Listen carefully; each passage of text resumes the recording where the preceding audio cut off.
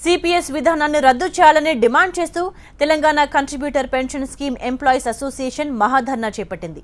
Indira park దగ్గర జరిగిన ఈ కార్యక్రమానికి పలువురు రాజకీయ నేతలు మద్దతు పలికారు.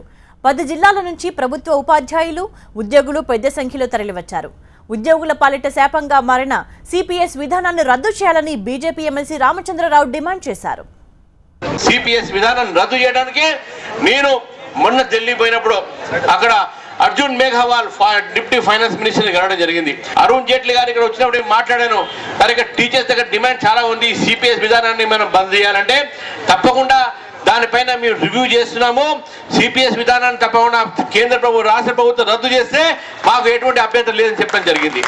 ఈ రోజు రాష్ట్ర ప్రభుత్వం మీద ఓనస్ ఉంది, మీరు రద్దు చేయండి, పాత పెన్షన్ స్కీమ్ తీసుకురండి. డెఫినెట్ గా ఒక ఎమ్మెల్సీగా ఒక మీ యొక్క ప్రతినిధిగా నేను డెఫినెట్ గా ఇటు రాష్ట్ర ప్రభుత్వంతో ఇటు కేంద్ర ప్రభుత్వం డెఫినెట్ గా తీసుకుపోతాను.